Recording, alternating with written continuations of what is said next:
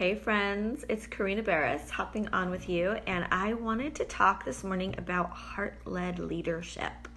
What does it mean to me? What does it mean to you? Does it resonate with you?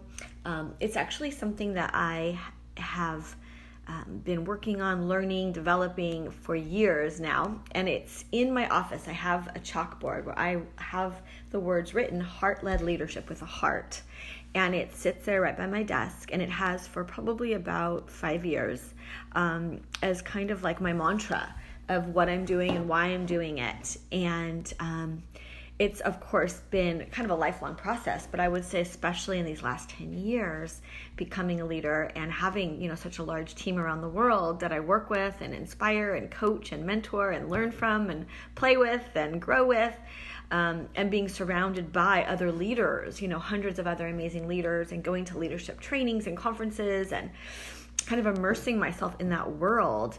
I've really thought a lot about and been very intentional about the kind of leader that I want to be. And so I wanted to talk about that because,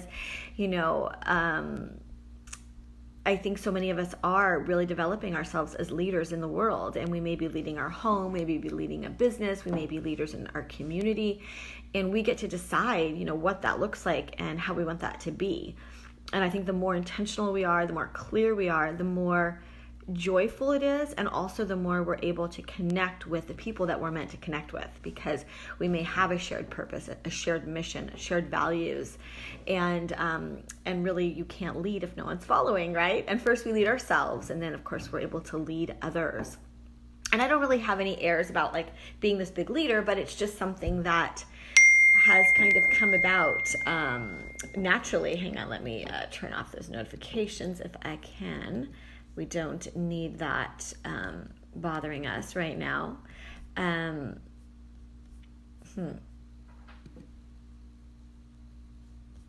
Okay, forget it. I can't figure it out. It's all good.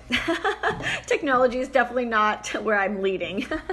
So heart-led leadership. For me, I really started to develop this more and more over the last 5 years, as I did develop this large team and I was having all of this success and I was leading a lot of people, but often, to be honest, it didn't feel as joyful as I wanted it to feel. I felt a lot of pressure. I felt like I was sort of pushing people along and not always, but sometimes I did. And, that didn't feel good. That didn't feel like a fit for me. I started to feel kind of exhausted. I developed all of this success. I'd hit the second to top rank in the company I'm in, at that point.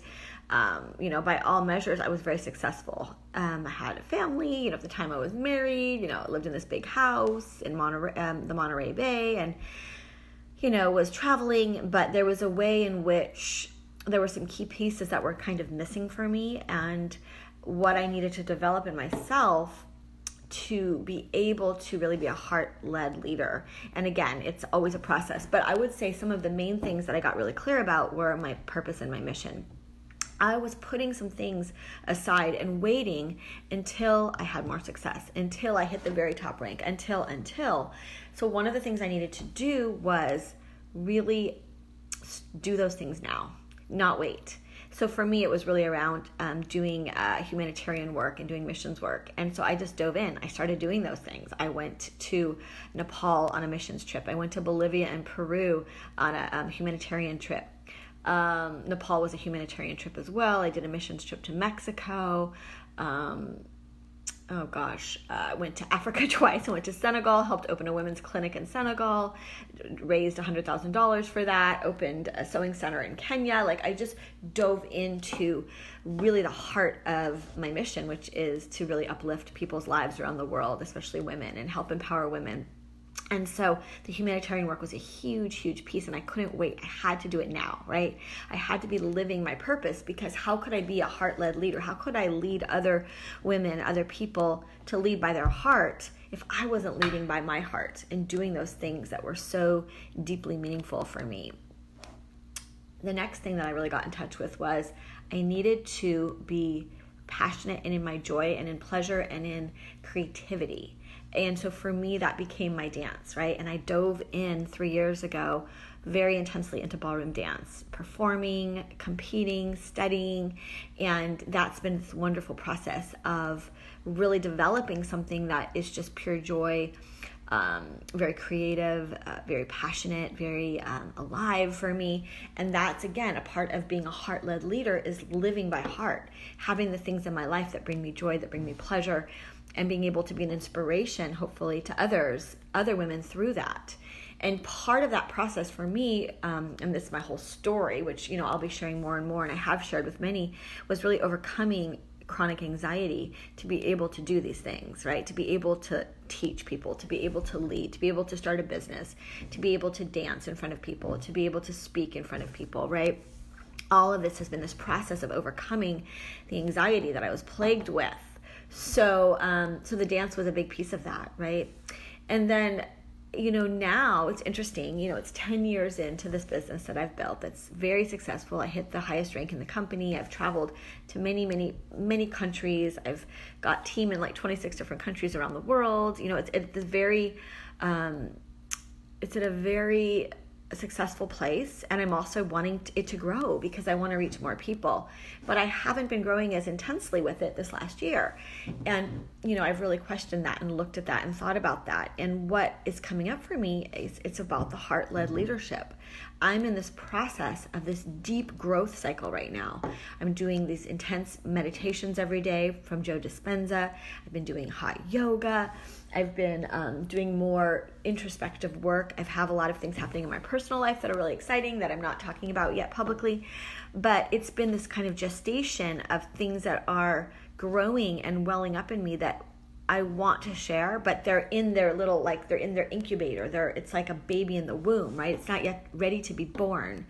And I think that's been a big part of this heart-led leadership, is trusting this feminine process that I'm in, knowing that I don't have to push, I don't have to force, right?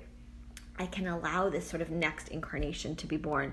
And I think that's part of being heart-led as well, is to trust our intuition, trust this internal process that's happening. It doesn't make sense in some ways. It's not the way I did it before, but it's what's happening now. And I feel like so many of us are in this place, especially us women in our 40s and 50s, where we don't want to push the way we pushed maybe in our 30s or our 20s. We want it to be this authentic outpouring of who we are now, and where there's just this balance, right, of the mental, the emotional, the spiritual, the physical. And I feel like all of that is what needs to be in balance for me in my business, in my personal life, in my relationships. I'm really seeing that. And there's this way in which I'm not willing to settle, and I'm not willing to compromise those things anymore. And I'm not willing to do things just because I should, right? They have to be in alignment with my core values and my purpose and my mission. And I think that's being heart-led leadership, right? And it is scary sometimes, because sometimes it's not as clear. When you're leading, you're forging a way, right? You are a